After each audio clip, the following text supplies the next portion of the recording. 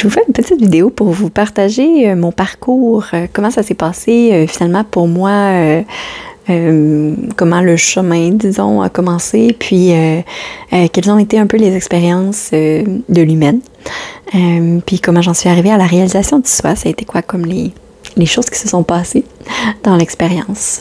Il faut dire que quand j'étais enfant, j'étais quand même très hypersensible. Je le vois avec du recul, mais qui pouvait me faire vivre toutes sortes de frustrations, d'incompréhension. Donc, j'avais des parents qui avaient peu d'espace, peu de temps. Donc, je me sentais un peu comme laissée à moi-même, disons. Il faut dire que je me retrouvais beaucoup dans le chant, dans la danse, où ça, je me sentais super bien. Ma mère était pas très catholique, mais elle m'avait inscrite à mes cours de catéchèse au cas où que si un jour je voudrais me marier, que j'en aurais besoin. Puis finalement, ça m'avait beaucoup parlé. Je me souviens que j'aimais beaucoup ça, l'énergie de l'Église. Puis je me sentais quand même très proche de l'Esprit Saint. Je me souviens que je lui demandais des réponses dans mes examens, mettons de 7 peut-être à 12 ans environ. Puis les réponses me venaient sur l'écran de mon esprit. Donc, j'avais comme déjà une forme de relation, on va dire, avec quelque chose de divin ou de spirituel, disons, de l'ordre de l'intangible. Puis, je croyais déjà, un peu naïvement, disons, au pouvoir de la manifestation. Donc, sans que ça allait déjà été nommé de cette façon-là, mais... donc, déjà au primaire, fait que, vers, mettons, 7-8 ans, je me souviens que pendant des concours, j'essayais de m'imaginer gagner des items, puis que ce serait mon nom qui sortirait, puis hop, c'est comme si je savais que mon nom sortirait. Fait que j'ai des souvenirs un peu comme ça on va dire de manifestation. Puis aussi, j'aimais beaucoup comme la magie blanche. Je me souviens que parfois je faisais comme des incantations, des genres d'incantations pour attirer des choses à moi. Fait que déjà, il y avait quoi d'un peu, peut-être, je sais pas, un peu peut-être hors norme, que je sais pas si beaucoup d'enfants vivaient. Donc voilà, un peu pour mon enfance. Il y avait ma grand-mère aussi, c'est vrai, qui aimait bien nous faire lire des prières à ma soeur et moi, puis elle nous gardait quand même souvent. Fait qu'il y avait aussi elle qui apportait comme plus une teinte spirituelle dans le monde relationnel. Sinon, à l'adolescence, j'étais quelqu'un de très têtu, puis en même temps ouais, j'en faisais un petit peu à ma tête. Ma mère aurait pu dirait que j'avais un peu un sale caractère. Je crois que c'était dû à certaines souffrances qui n'étaient pas rencontrées. Puis, mais à la fois, je gagnais comme quasiment à chaque année. Je pense que j'ai gagné 4 années consécutives le trophée de la personne qui avait le meilleur esprit sportif dans mon équipe de cheerleading. Fait que j'aimais beaucoup le sport, j'étais très impliquée, j'étais très comme go, on peut y arriver. Fait qu'il y avait comme quelque chose de fougueux, disons, en moi. Déjà adolescente. J'aimais beaucoup le monde musical, j'aimais les chansons profondes, j'aimais bien m'amuser aussi avec mes amis, j'ai expérimenté toutes sortes de drogues et d'alcool étant adolescente. Je crois que j'étais appelée à vivre autre chose. J'aimais bien philosopher aussi avec mes amis, remettre le monde en question, le monde des adultes en question. Mais j'avais un côté quand même critique. J'avais comme le goût de changer le monde, mais en même temps, c'était par la critique que ça passait. Encore adolescente. J'ai décidé d'entreprendre des études en gestion et technique de scène parce que j'imaginais ouvrir une petite salle de spectacle ou qui aurait peut-être une visée sociale, d'accueillir des jeunes sous la protection de la jeunesse pour finalement leur faire connaître de l'amusement, puis qu'ils puissent se développer. Fait que j'avais comme cette fibre déjà un peu sociale. Puis après une année en gestion et technique de scène où il y avait beaucoup d'alcool et de drogue, j'ai fait une grosse dépression. Puis j'ai décidé de quitter tout en plein milieu de la nuit. J'ai quitté mon emploi, j'ai quitté l'école, j'ai quitté mon copain de ce moment-là et je suis partie aux petites heures du matin avec mon chat. Puis j'ai comme vécu un peu une forme de dépression. Puis c'est dans le silence de la maison à mon père que il a commencé à avoir des élans d'ouverture. J'ai commencé à écouter la chanson Imagine de John Lennon en boucle. Où j'imaginais un nouveau monde, un monde plus en paix, un monde plus amoureux. D'ailleurs, je me suis fait tatouer à l'âge de 18 ans la planète Terre avec les partitions d'Imagine avec les paroles Imagine all the people cherishing plutôt que sharing, partager. C'était plus chérir qui me parlait, chérir le monde. Donc j'avais ces élans d'ouverture. Puis de ces élans d'ouverture-là, il y a eu l'élan d'arrêter de manger de la viande, chose que j'aurais jamais pensé parce que ça faisait vraiment partie de mon quotidien. Mais comme du jour au lendemain, réalisation, pouf, ça a changé jusqu'à l'éveil, ce qui est quand même très coquin. Après 13, 14 ans de végétarisme, de décider de manger la viande. Bref, on y reviendra. Et donc, voilà. Puis, pas longtemps après, j'étais allée faire un séjour en nature. J'avais une relation amoureuse. Puis, j'ai commencé à vivre beaucoup de contractions où j'étais comme pas bien avec moi-même. J'avais comme un amoureux à distance, mais là, j'avais commencé à ressentir des sentiments amoureux pour une autre personne qui est dans ce séjour en nature-là. Donc, sans qu'il y ait eu de tromperie, d'avoir des sentiments contradictoires, amoureux. Comme j'ai commencé à vraiment pas me sentir bien. Donc, dans cette valeur de fidélité. Mais finalement, bon, bref. L'amour, justement, est-ce que ça peut être pour tous? Ne sommes-nous pas l'amour? Mais à ce moment-là, je me sentais juste très mal de pouvoir ressentir des sentiments contradictoires. Donc, j'avais commencé à avoir des secousses comme d'angoisse, de pas me sentir bien avec moi-même. Puis de ces expériences-là, je me suis dit, ben, il va falloir que ça passe par la méditation. Ça pouvait devenir si fort que parfois j'avais l'impression que j'allais mourir. Donc j'ai commencé à prendre des cours de méditation Raja Yoga. Puis c'était des cours qui nous amenaient à nous voir comme une âme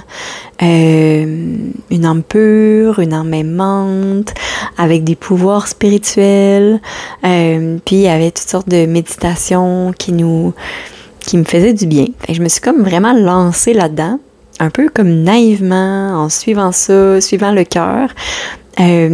Puis j'ai commencé comme à adhérer tranquillement au principe de cette communauté-là qui pensait, en fait, qui voyait un changement actuel, que présentement, il y avait comme le monde était en transformation, puis qu'on s'en allait vers un nouvel âge où on créait un nouveau monde, puis que ça se passait beaucoup par la reconnaissance de notre nature, par la reconnaissance du divin aussi.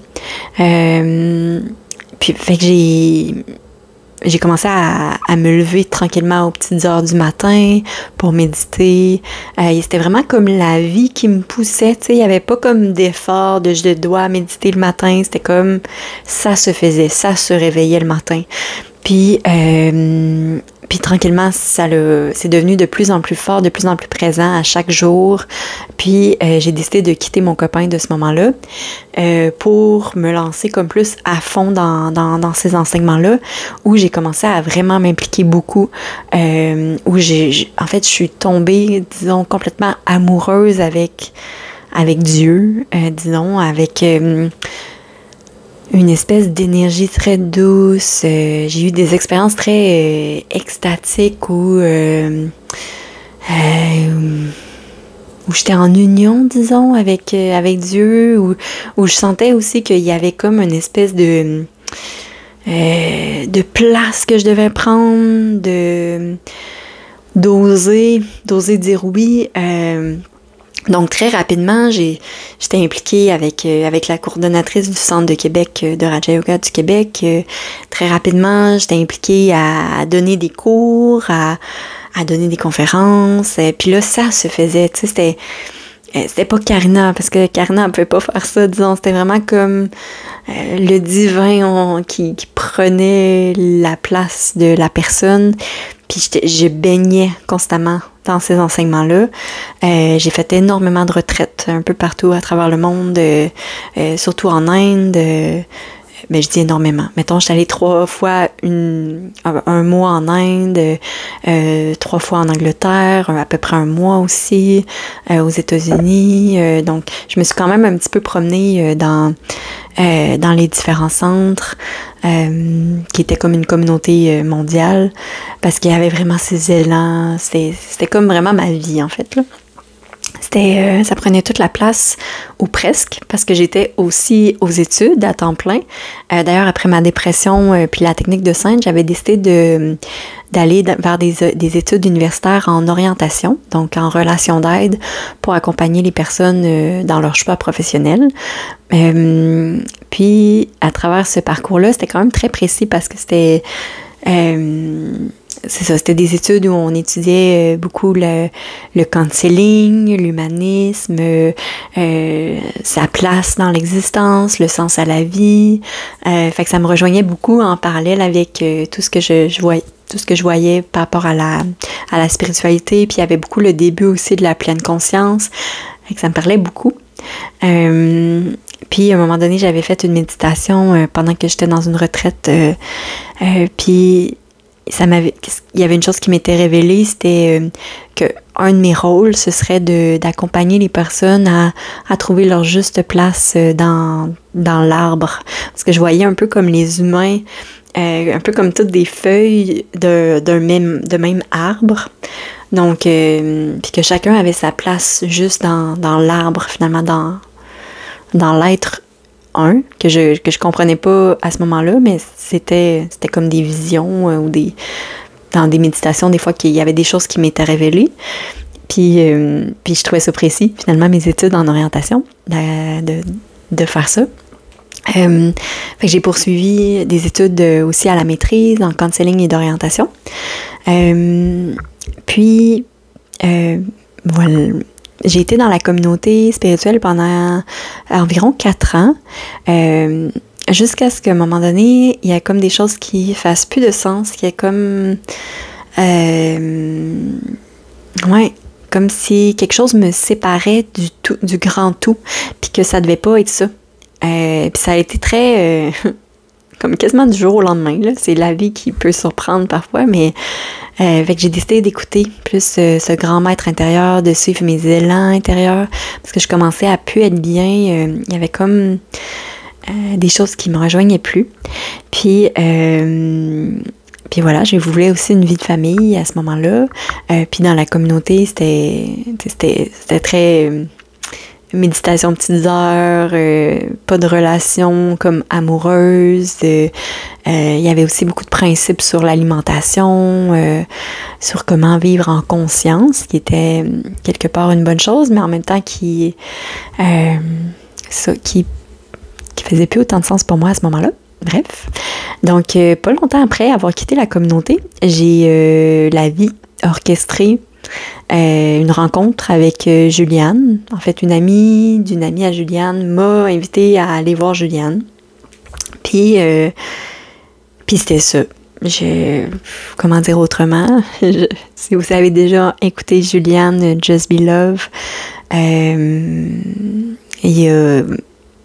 pour moi, ça a été... il y a comme eu quelque chose qui était très clair que c'était ça que je recherchais quelque part, que j'étais. Puis j'ai continué à suivre, puis j'ai continué à écouter des satsangs. Fait que là, ça a comme été quelque chose qui a comme déboulé, disons. La vie qui je suivais les élans d'aller voir Pierre et Gérald. J'écoutais énormément de satsangs, comme peut-être plusieurs d'entre vous. Il y a eu plusieurs personnes qui m'ont inspirée. Muji m'a beaucoup parlé. Eckhart Tolle aussi, j'ai écouté Le pouvoir du moment présent en boucle sur YouTube pendant très longtemps, et encore des fois l'élan me vient. Donc ça a été ça pendant je sais plus c'est depuis quand exactement, depuis quoi, 2017 je pense. Ouais, je pense que c'est en 2017 que ça a commencé. C'était vraiment au début des satsangs à Juliane. Puis voilà, j'ai assisté à plusieurs retraites. Je dois dire que j'ai envie de dire que j'investissais beaucoup de temps, d'argent pour ça, disons, dans le sens où c'était vraiment les élans du cœur. C'est comme un choix un peu de vie, de vivre plus en conscience, puis de suivre en fait l'appel à la vérité. Puis il y a eu plusieurs événements marquants. Mais un des événements marquants, ça a été à l'âge de 30 ans. C'était ma fête pendant une retraite à Juliane en 2023. Puis ça a été très fort. J'ai comme réalisé que l'énergie avec laquelle j'étais tombée amoureuse 10 années auparavant, à mes 20 ans environ, c'était l'énergie que j'étais. C'était vraiment comme une belle ouverture. Ouais, c'était vraiment génial. Mais j'ai envie de dire qu'après après cette ouverture-là, il y a comme eu des choses qui ont remonté. Il y a eu beaucoup de contractions. Puis j'ai suivi ce que ça disait. J'ai suivi, tout simplement. J'ai quitté ma relation de couple à ce moment-là. Il y a eu beaucoup de choses qui ont remonté de toutes sortes. Je me suis fâchée après ma mère. J'ai exprimé des choses qui avaient jamais pu être vraiment exprimées. C'est comme s'il y avait je mets mon pied à terre. Ce qui était qui me semblait pour le mental un peu paradoxal après comme les élans d'ouverture. Mais bon, c'était ça qui était ça, puis je suivais, puis je sentais que c'était ça. Mais, cet automne-là, je sentais que j'avais besoin de mettre encore plus de retraite, malgré que j'avais très peu d'argent, parce que j'avais décidé de faire mon stage en psychothérapie, fait que j'étais retournée aux études, je vivais à Montréal avec un enfant, avec le prix des loyers qui était quand même très cher. Je sentais que je devais placer des retraites à chaque mois. J'ai commencé à faire du mouvement authentique, donc à laisser le corps danser, à ramener de la conscience. Fait que c'était très, on va dire, beaucoup d'événements de conscience. Fait que je suis allée à Caroline Paul, à Juliane, à Somaseka. Après quelques semaines, j'ai décidé de reprendre avec mon conjoint. Puis de faire le chemin en prenant plus de retraite. Mais j'ai envie de dire que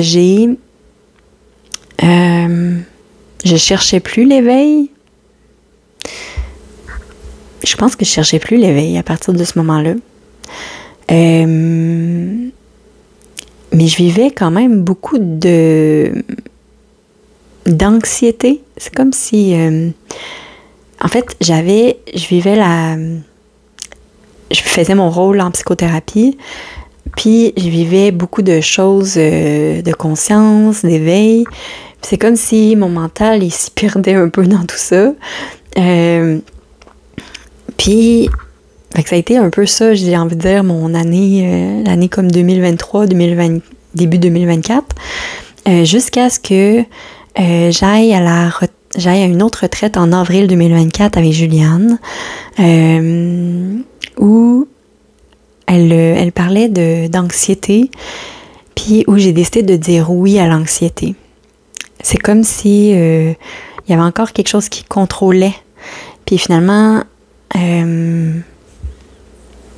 c'est ça, je pouvais comme pas dire oui à l'anxiété, puis en même temps, je pouvais pas non plus, tu sais, c'était pas l'éveil, parce que je vivais tellement d'anxiété, mais finalement, c'était tout ce qui retenait le personnage, ça devenait de plus en plus fort. Tout ce qui pouvait pas laisser libre cours à la vie, ça devenait très intense, puis là, c'était comme, écoute-moi. C'est l'interprétation que j'en fais aujourd'hui. Puis à un moment donné, j'ai décidé de dire oui à ces boules d'anxiété qui me prenaient la nuit, de tout ce qui retenait. Puis là, quand j'ai dit oui à ça, ça m'a amené à une mémoire de vie où je devais avoir peur, où je devais contrôler, finalement à une mémoire traumatique qui m'empêchait quelque part de vivre l'éveil, d'accueillir la grandeur que j'étais. Puis pas longtemps après, j'ai décidé de cliquer sur une vidéo de Armel Six. Puis là, j'ai commencé à l'écouter, puis pouf! À un moment donné, ça s'est ouvert. En fait, je pense que je revenais à vélo, puis je l'écoutais dans une oreille. J'ai aucune idée c'est laquelle vidéo, pour tout vous dire. Mais là, tout le shutdown du mental, il y a eu tout un shutdown du mental, puis je me souviens que fallait que je parle avec mon conjoint d'une situation, je sais plus c'est quoi. Mais là, j'avais plus de cerveau. C'était comme... C'est juste le corps qui s'ouvre. Puis je me souviens que il y a eu comme quelque chose qui a abdiqué au contrôle, qui a pu dire oui à Dieu, à suivre Dieu, à comme... Ouais, accepter cette grandeur, à plonger. Comme une espèce de plongeon dans le vide. Puis à lâcher le contrôle pour laisser la place à ce qui était le divin. Puis là, ça a été présenté. La réalisation de cette vie que nous sommes, qu'il n'y avait plus rien à contrôler, qu'il n'y avait plus rien à évaluer, qu'il n'y avait toujours eu que l'instant. C'était un peu comme une blague, parce que c'était juste... c'est comme la bulle de l'ego qui pétait. J'ai envie de dire complètement. Fait que là, on peut dire pendant le chemin, il y a comme eu des moments où j'ouvrais mes yeux. Et là, je refermais mes yeux. Je réouvrais mes yeux. Ah oui, ok, c'est ça. Je refermais mes yeux. Et là, ok, là, j'acceptais quelque part, je pourrais le nommer comme ça aujourd'hui, d'ouvrir mes yeux.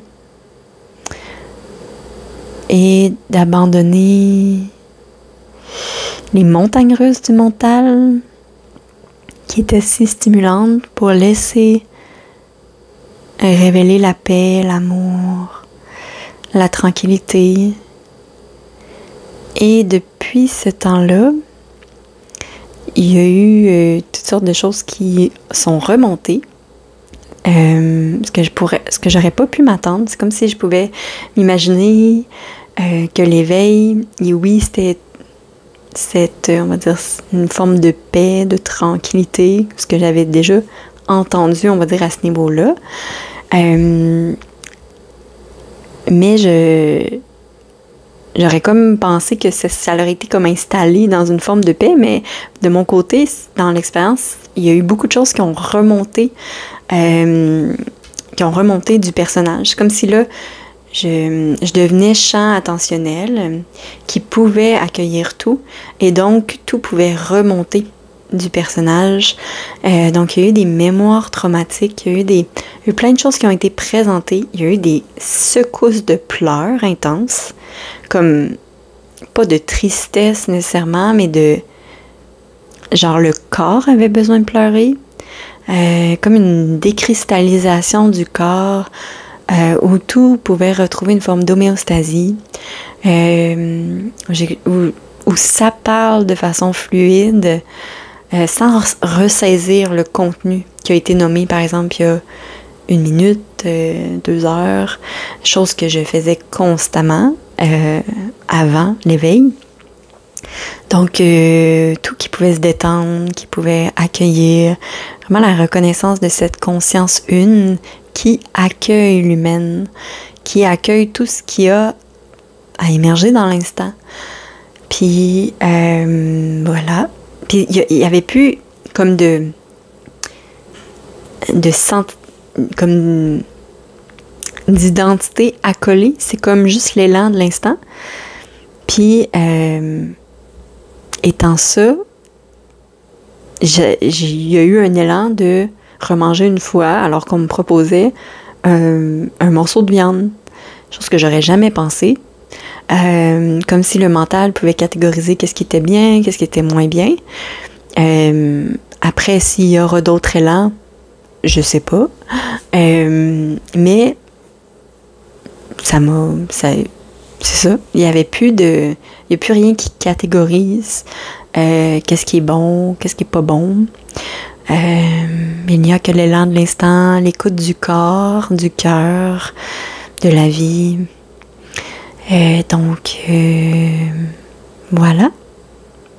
J'espère que ça vous a plu d'entendre un petit peu ce parcours qui se trouve à être des histoires parce que la réalisation, il y a tellement de teintes différentes, d'histoires différentes. Ça a été la petite histoire de Karina. Prenez soin de vous.